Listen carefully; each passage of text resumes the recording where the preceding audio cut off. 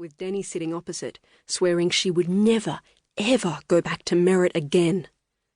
Since then, her mother had changed her mind about the town, but not about the lighthouse.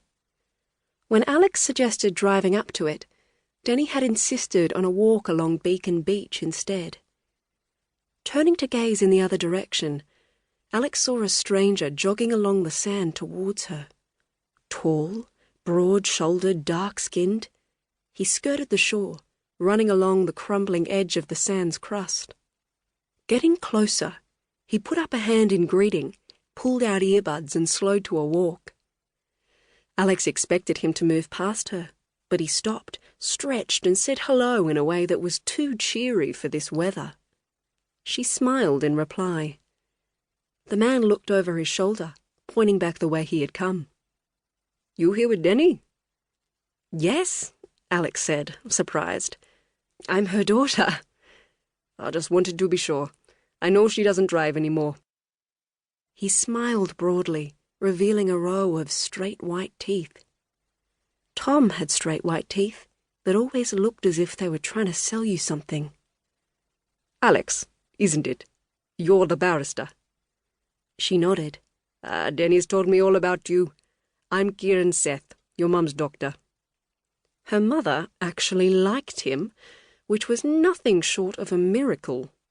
As the daughter of a doctor, and being an ex-nurse herself, Denny had a lot of opinions about medics, most of them negative.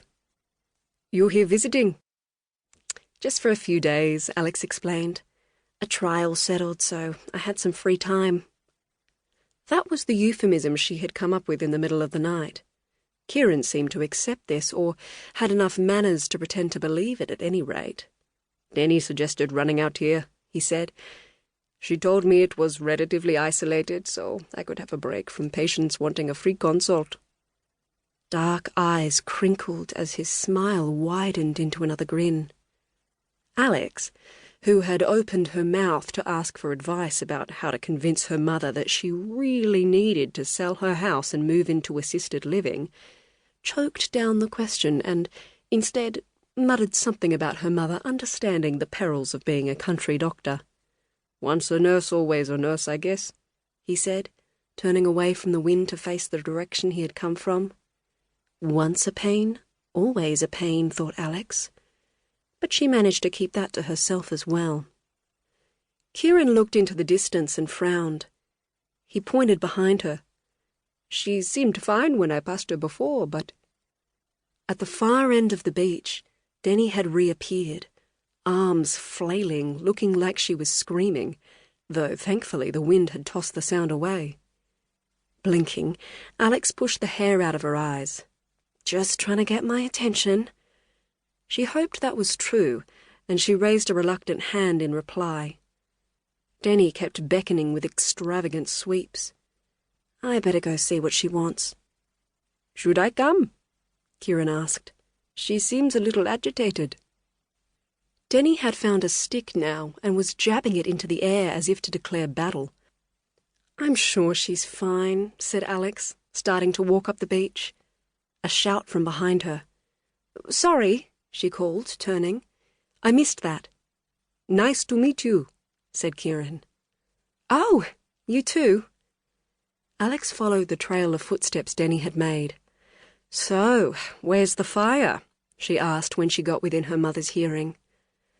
Denny's thin mouth betrayed her impatience. "You should have run."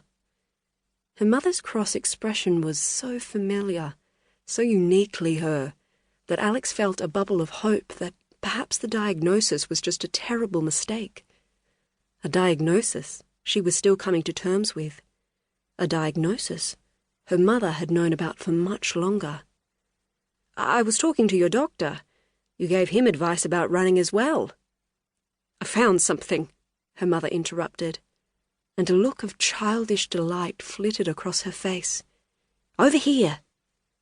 Denny seized Alex's wrist and darted forward, dragging her daughter with her. She was still physically fit.